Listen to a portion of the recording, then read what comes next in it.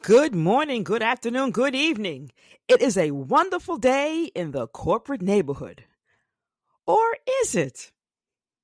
Welcome to the Elevate Your Corporate Value podcast with Dr. E, where we will have conversations on the topics under the four pillars I feel are critical to employee success in corporate: leadership, engagement, analytics, and performance, aka LEAP.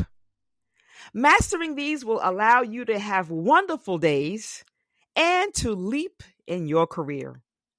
I am Elizabeth Dr. E. Carter, PhD, your corporate elevation and transition strategist and host.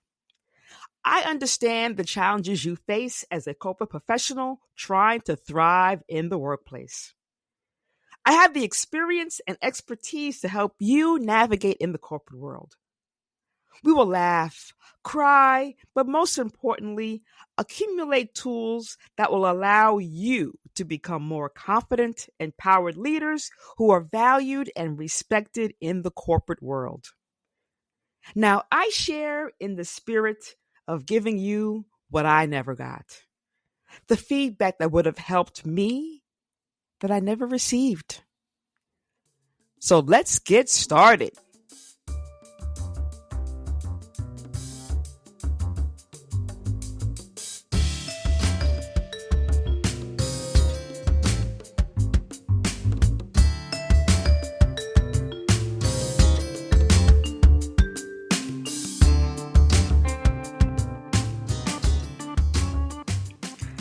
Hello, everyone, and welcome back to another episode of Elevate Your Corporate Value with Dr. E. I'm your host, Elizabeth Dr. E. Carter, PhD, and I've been talking most often about mental health in the workplace these days because it's so important. There is a specific stress that Black employees face called emotional tax. I filmed this presentation I'm going to share with you for my Elevate Your Value Summit, but it's so important that I also wanted to put this broadcast into my podcast repertoire. Now, while emotional tax is tied to Black employees, a lot of employees, regardless of who they are, can relate to many of these same symptoms. This falls under my LEAP pillar of performance, because this is clearly a prohibitor of an employee coming to work doing, being, and feeling their best. Understanding these concepts can transform the way you approach challenges, innovation, and leadership in the corporate world. It may shock you to know that understanding, stigma, and embarrassment are the main reasons why only 25% of Black people seek mental health treatment when needed. And today, my presentation is called Breaking Barriers, Overcoming Emotional Tax and Thriving in Corporate Spaces. Today, we'll be talking about what emotional tax is, the experiences that cause emotional tax and the effects of it. And I'll provide some solutions for you if you feel as if this is something that you're going through. First, what is emotional tax? And that normally happens in the Black population, especially those who are working in corporate environment. What emotional tax is that there is a heightened level of stress that comes from feeling the need to constantly guard against biases, manage perceptions, navigate microaggressions while striving to meet high expectations. And because this feels more prevalent in the Black communities, we'll talk about some of those reasons why. First, we have the series of what we call unspoken pressures. First of all, representing our race. When we think about when we're in the workplace, and we may be the only one that looks like us on our team, in our department, on a project. We may be one of the few leaders at a vice president level, at a senior leader level, at a CEO level. And it feels as if we're carrying the entire future of our race on our shoulders. Every move we make, we're being watched and judged. We feel as if the possibility that if we fail, there'll never be anyone else to come behind us because our actions have now threatened the future of the rest of our population there. And sometimes management makes mistakes. They may have let someone go before you that may have looked like you. And sometimes, again, they may penalize the next person coming in for fear of the same thing happening. Or sometimes they somewhat coddle that next employee because they're so afraid. They don't want that person to leave like the other one did. They were so good. This one's so good. What could we do? It's pressure because it might seem to your peers that there's a little bit of favoritism there. The second is managing microaggressions because that is very prominent in workplaces. And we call it microaggressions because it's very subtle. Sometimes you're not quite sure if something's being said because they're being mean or they just don't know. They haven't asked the right questions. So what we do, we have to manage our sensitivity to determine, okay, we'll accept what they said, or might we need to address what they said? And that's pressure, thinking about how to do that, especially if it may be a leader that's higher up than you in the organization. The other is competence, proving competence. And there's competence at work. Often we have imposter syndrome. We are not quite sure how we got to where we were. Maybe we think it's luck, right place, right time. But realistically, we have earned the right to be there. But in our mind, we're thinking we don't belong there. So we are challenging ourselves to make sure everybody else understands why we're there. And along with that, there are always these areas of barriers. The first one being at the individual contributor level, which is called broken rungs, where trying to get to that first managerial level seems to be very difficult.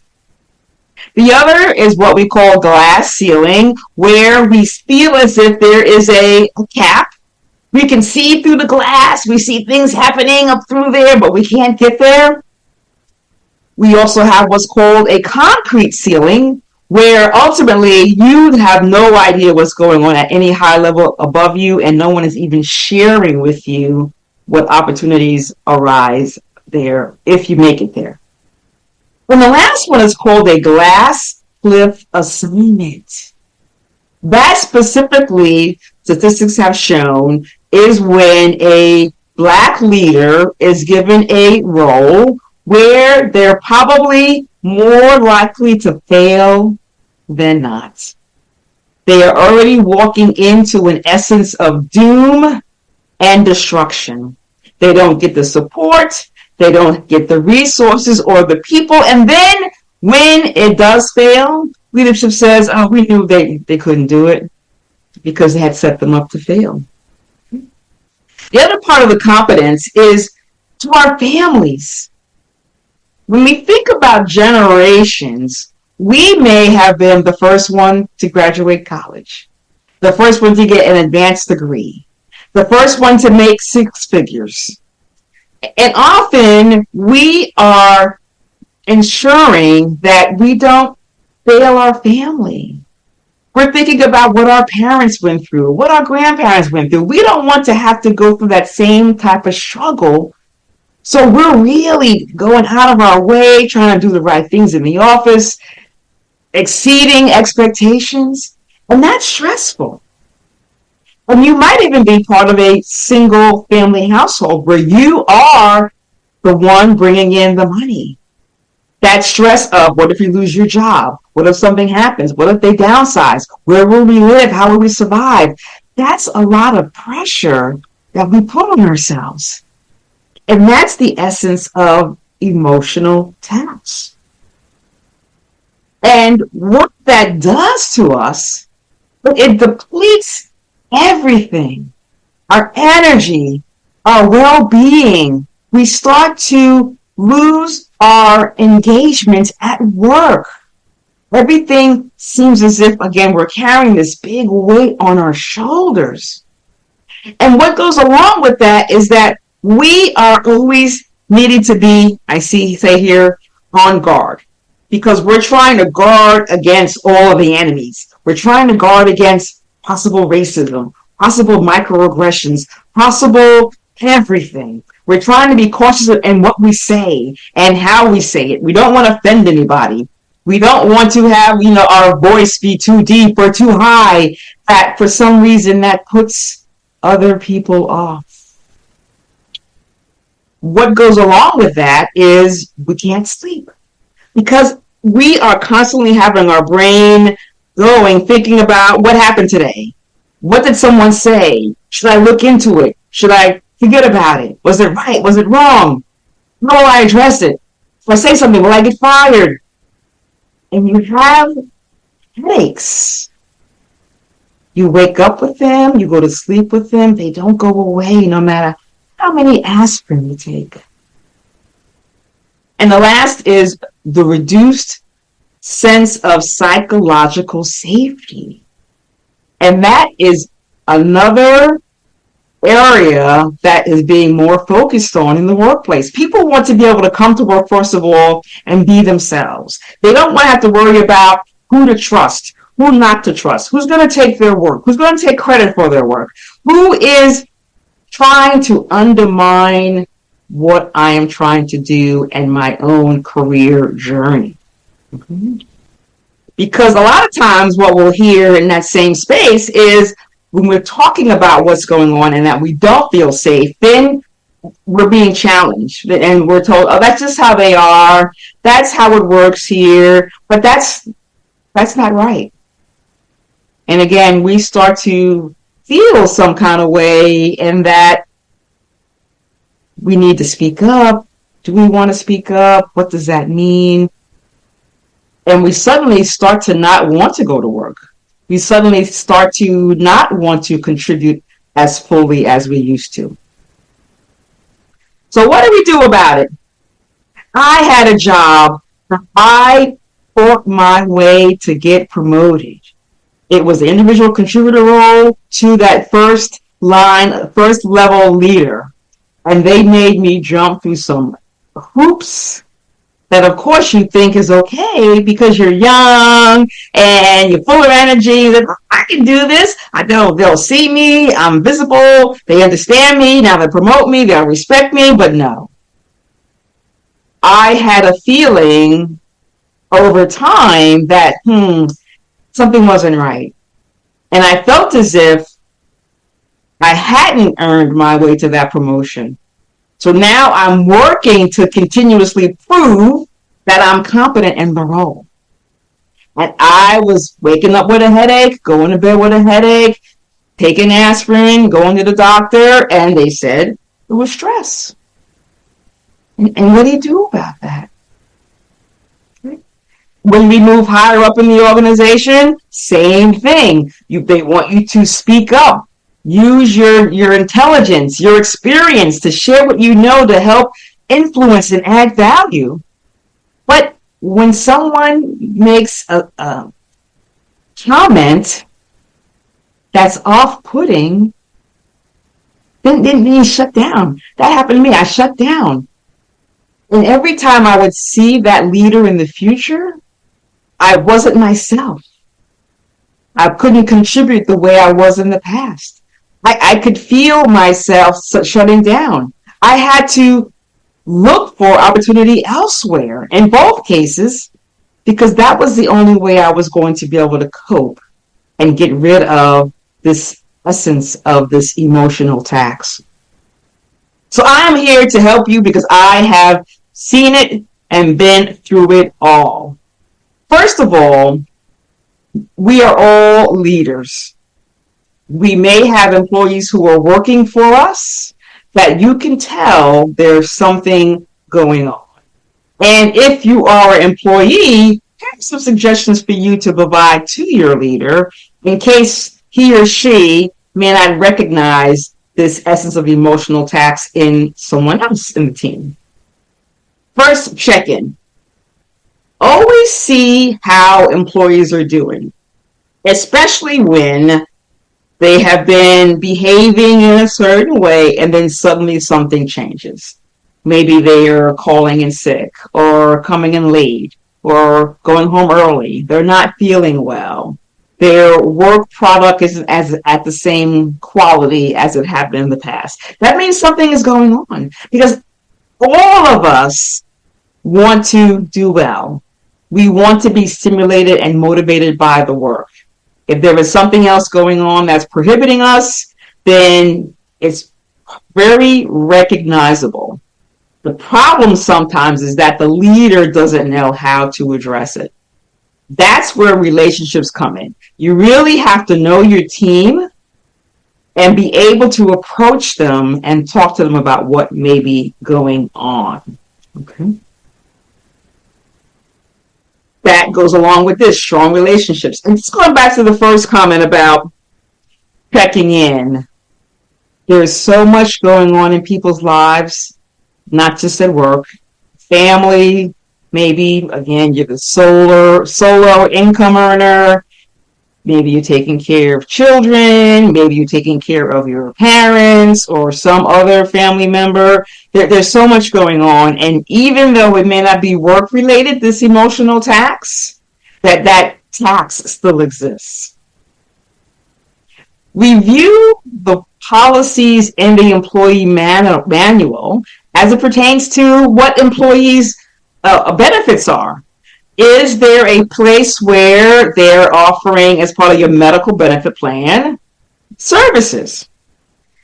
Understanding also that this return to work policy, and again, I think we're all at a point right now where companies have decided either you're on-site, off-site, or hybrid, and we've all landed on what that is. Okay. And even in that space, when people are not seen because they're working remotely, you still need to check on them. We still need to understand that COVID has changed everything. People may still be dealing with situations that arose from that time frame. We went home. We had to adjust our lives. Some people are not able to adjust their lives back. We have to be flexible. What are these written rules and policies pertaining to hybrid work? And be flexible as a leader. If a person is still going through something or they're managing an environment at home that may require them to have a different schedule, talk about it. See what you can do to help them. The other piece here, mental health resources. Sometimes, of course, as I mentioned, only 25% of Black people seek out the help that they need. And sometimes, again, they're embarrassed. They don't want to ask. They don't want to seem as if there's something wrong because we bring this persona to work where we are invincible. Nothing can, stop us. But a lot of times there's things going on and they may not want to ask for help. But still always let everyone know what's being provided in the medical plan, where else they may be able to get some assistance. There may even be other activities that people can get involved in that will allow them to be in new environments, have energy, be with people of like-mindedness, and start to shift and divert their attention from the areas causing them this stress and put them in environments where they're excited, they're having fun, they're doing something different. And lastly, provide support through mentorship and sponsorship programs. And those two are not the same. I always say to people, you think of mentorship, where someone is preparing you for whatever your next is going to be. What the sponsor does is opens the door for you to walk in to that next opportunity. So it's really about the preparation and the accessibility. And we need both, especially as Black employees. They may not have a lot of visibility to that upper leadership. If they are connected, now they have someone to advocate for them, someone who knows all about them, can have a conversation with a different leader about where that person may fit into the organization. There's lots of benefits from the sponsorship piece. And mentorship always, you want to be able, especially inside an organization, culturally, know how everything works. And it's not about assimilating to what's going on. It's just being cognizant of how everything comes together in an organization. And that's how people are successful. Now, what the leaders can do for their employees is great. But we all ourselves have to ensure that we understand and manage our own mental wellness. And we do that, first of all, by focusing on what we can control. We cannot control what other people say, think, or do. We can only control what we say, think, and do. I always tell myself when something is brewing in my mind, I have to wait 24 hours before I respond. If it's an email or a voicemail or something else where I don't have to respond right away, I take 24 hours to regroup about what exactly happened and then decide what I'm going to do next. Next is self-awareness and boundaries. And that really is about knowing yourself, knowing which person or persons trigger that headache, trigger that twitch you may have in your eye, trigger that nervousness in your stomach. And it isn't about trying to avoid it, but it is recognizing when it happens and being able to say, how am I going to overcome this? What might I need to be doing differently so that when I am in that meeting, talking to that leader or engaging with this team, that I can manage my feelings and still operate in a sense of excellence and get the job done. And the other piece is self-care. And I love when people think self-care is going to the gym, exercising, getting our nails done. No, there's more to it than that. It's about taking the time to stop and not think. I know that's challenging because, again, we are all overachievers and there's constantly something going on that we're thinking that we need to do, forgot to do, would love to do, will never do, and our brain never stops. But we have to slow down and really think about our life and what's going on. Because with this emotional tax and the stress and what comes along with, we didn't even get to the things pertaining to heart problems, all types of problems, physically, that all comes to being. And if you're not here, then what?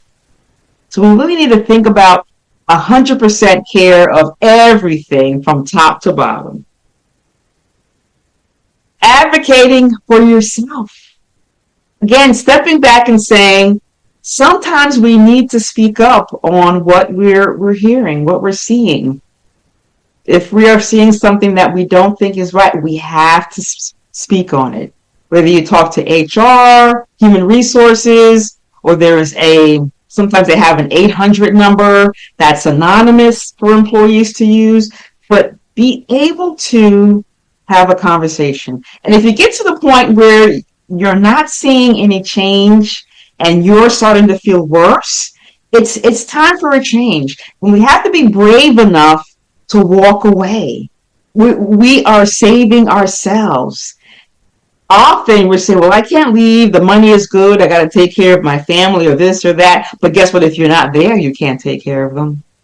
If you're in the hospital, you can't take care of them. So think about yourself first. And guess what? The job, if you leave, they find somebody else to do it.